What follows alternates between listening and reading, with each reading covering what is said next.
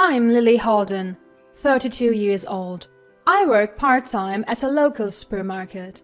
My husband Alec is 35, and he is a manager at a mid-sized company.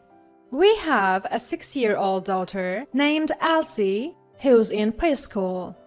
We are a family of 3, me, my husband, and our daughter. We bought a single-family home a bit away from downtown and have been living here for 4 years. Life is good with a kind husband, a cute daughter, and a home we've always dreamed of. Our neighbors are, well, average. Since it's a newly developed area, most families are similar to ours. Most families in this area are recent arrivals like us, except for the farmer family living behind us. They've been here for a long time and have a large house. The farmer family consists of a husband and a wife and their son. Their son is 28 and, I heard, works at a factory. Their home is old and has a separate annex for their son. Nikki, the wife in the farmer family, is kind of weird. She's known for entering other people's homes and taking things, but since her husband is the community leader, no one really confronts them. People are scared they'll get harassed if they cross the farmer family. In other words, they abuse their power to do whatever they want. Even the gardening shovel I kept in our backyard disappeared one day. I don't want to accuse anyone, but considering the neighborhood gossip, it makes you wonder. Since then, I've been careful not to leave things unattended. Separately, something else has been bothering me lately. Our electricity bill has skyrocketed. It suddenly increased 2 months ago, and this month it crossed $1,000. This is not normal. It's too abnormal. It's absurdly high for a family of 3. Our highest bill until now was at most $200. Sure, it's getting hotter, but we're not excessive with the air conditioning. We have a mortgage and always try to save where we can. Why is this happening? I really don't know. I checked with Alec, but he's clueless too. Nothing in the house seems to consume that much power. So, concerned it might be an electrical fault, we had the power company investigate. But the inspection revealed no issues. I'm more confused than ever. I've started to be even more conscious of saving electricity around the house. I raise the temperature on the air conditioner and turn off lights whenever possible. I use the hairdryer for shorter periods and mostly dry clothes outside to avoid using the dryer. Yes, there's been almost no change in the bill. Why on earth is our electric bill not going down despite all our efforts to save energy? I'm stumped. Maybe the problem isn't inside the house after all. I decided to change my perspective. If it's not an issue inside the house, then it must be something outside. Come to think of it, there was an outlet outside. I remembered seeing an external outlet next to the water heater when I was tidying up gardening tools in the backyard some time ago. As I suspected, I went around to the back of the house and there it was. Cables were plugged into the external and water heater outlets, each with a splitter extending further. What? Is someone else using our electricity? I followed the cables and they led to the farmer family's property next door. So, if a cable is running from our external outlet to the farmer family's house, they must be the ones using our electricity. I immediately unplugged the cables. The next day, I checked and found the plugs reinserted. For the next few days, it was game of cat and mouse, plugging and unplugging. I realized this wasn't going to resolve itself and decided to talk to Alec. That night, I told Alec everything. How the cables were plugged into our outdoor outlet, led to the farmer family's house, and kept getting replugged. So the reason our electricity bill spiked is that the farmer family has been using it. That makes sense. Do you think we should confront the farmer family? Well, confronting them head-on might make them push back. Let's gather some evidence first. Install a security camera near the outlet. True, they are influential around here, but is it okay to leave things as is for now? We don't want them to catch on and destroy evidence. We can sue them for damages later. Good point, but it still feels wrong. Agreed. They need to face some consequences. But Mr. Farmer is the community leader and his wife, Nikki, is the head of the Women's Association. What if they retaliate? Most people around here are newcomers like us, so I don't think the farmers have that much influence anymore. Yeah, I've noticed we mostly talk to people around our age who recently moved here. In that case, we should be able to counter any retaliation from the farmer family. Be cautious and make sure to record all conversations with them. We'll consult a lawyer tomorrow. Sounds like the plan. I agreed with Alex's suggestion, and we decided to consult a lawyer. The next day, Alec took a day off, and we both went to see the lawyer. We told the lawyer about the electricity theft. Technically, taking electricity from someone else's property is theft. You could also press charges for trespassing since they're invading your property. They could get arrested if you report this to the police. Good point. But we're neighbors, and the other party is a local bigwig. I'm concerned that making a big fuss could lead to retaliation. But should we do to handle this as smoothly as possible? Yeah, it's a tough situation. Ideally, the neighbor would realize their mistake and apologize. But from what you've told me, that seems unlikely. So, does that mean we'll have to file a police report? That makes me a bit anxious, considering what might happen later. But this is a real crime causing real harm. If you insist on handling it amicably, maybe you should talk to them directly. Alright, I'll try that, thank you. After taking the lawyer's advice, I went to the farmer family's home alone the next day for a discussion. Nervous but determined, I headed to the farmer family home. Of course, I was recording the conversation. Hello, I'm Holden and I live in the house behind yours. Oh, you're Holden. What brings you here? Nikki was the one who came out. I noticed an electrical cord running from my house into your property. Are you aware that you're using my electricity? Nikki responded, We're not doing anything like that. But I've traced the cord back to an outbuilding on your property. Ah, that must be for my son Brian's aquarium. He keeps tropical fish and they do need a lot of electricity. Why are you using my electricity? Why not just use your own? I don't know. You'd have to ask Brian. You are his mother. Shouldn't you know what your son is up to? I really don't know. Brian is an adult. I'm not involved in his affairs. Then, please ask Brian. Brian isn't home right now. Please ask him when he gets back. What time is Mr. Bryant coming home? Brian's not here right now. He'll be home after 7 p.m. You can ask him then. Alright, I'll come back around that time. She was quite an unpleasant person. I thought she lacked a sense of responsibility even about her own son. So I returned to the farmer family's home when I thought Bryant would be back. Bryant was there, but he was a quiet, gloomy guy. As I was explaining the situation again, Bryant led me to his room in the outbuilding. Wow, beautiful! I couldn't help but exclaim as he led me into the room. One room in the annex was spectacular. The entire wall was lined with aquariums filled with dazzling tropical fish. It was like a small aquarium. Each tank had a circulating pump and heater, all connected by cords to an electrical outlet.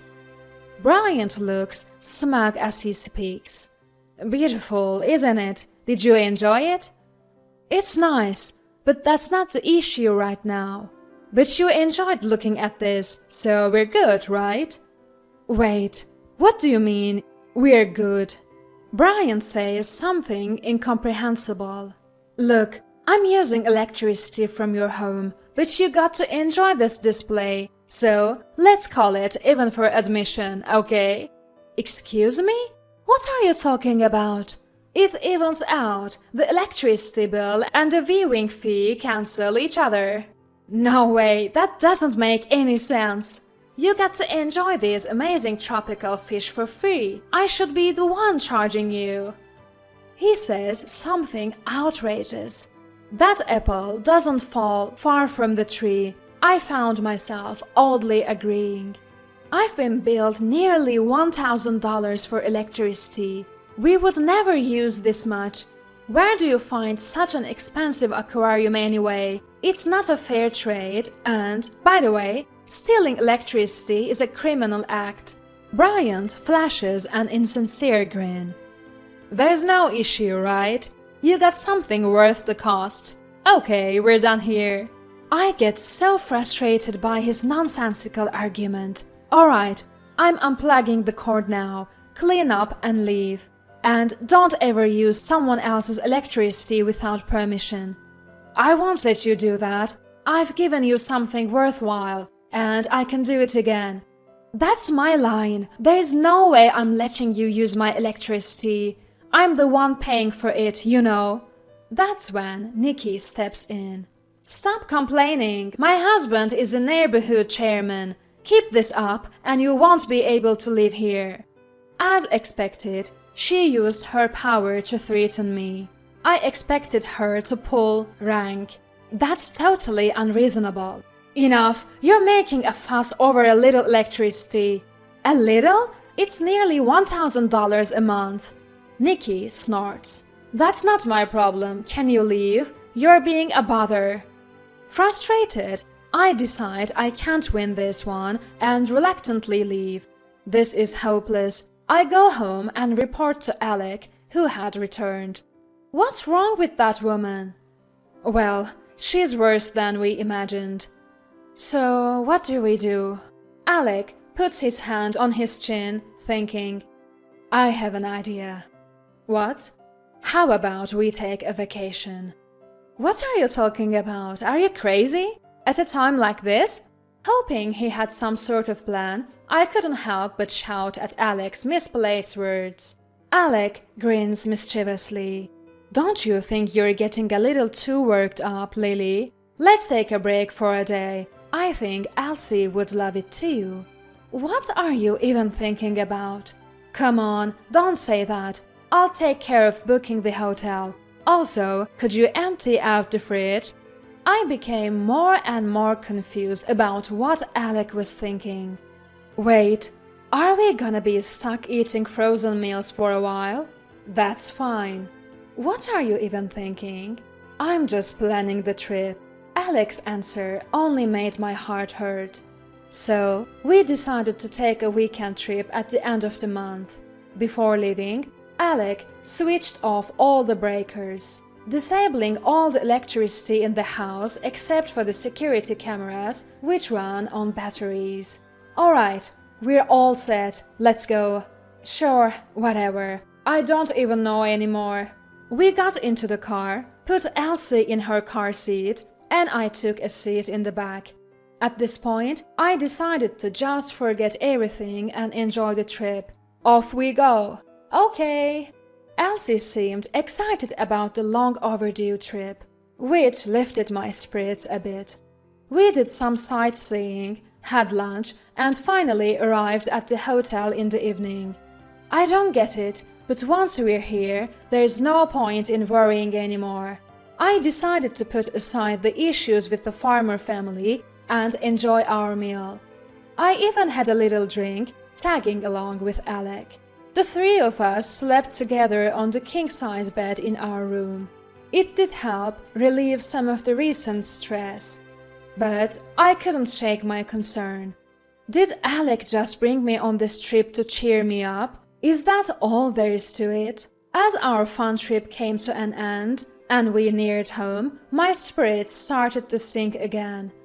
When we arrived home and stepped out of the car, the air around the house seemed to smell like something had burned. The next day, a neighbor filled me in while I was handing out souvenirs. "Hey, does it smell like something burned around here?" "Yeah, the farmer family's house had a fire the night before last. Seems their annex burned down." "Really?" Finally, I understood what Alec had been planning. It was crazy. Fire trucks everywhere, a real spectacle. "That annex is close to our house. That was a close call." "Yeah, if the fire had spread, your house would have been in danger too. But guess what? There were a lot of fish tanks in the room that caught fire. When they toppled over, the water spilled out and put out most of the fire." "That's a relief." I recalled that beautiful setup. Indeed, with all that water from the tanks, it should be enough to douse a fire, I thought, finding odd comfort in that act. But it seems like all of their tropical fish didn't make it. Apparently, some of them were quite expensive. To be honest, I've never really liked the farmer family, so between you and me, it feels like they got what they deserved. But keep it a secret, okay? After gathering some information, I go home to update Alec. Hey, it turns out it really was the farmer family who started the fire. Everything went according to the plan here too. All is good.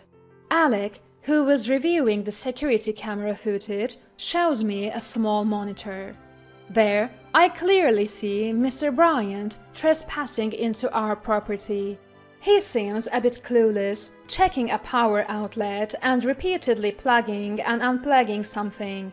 We should take this footage to the police tomorrow. We've got all the evidence we need, so this will settle it. Absolutely, I can finally breathe easy.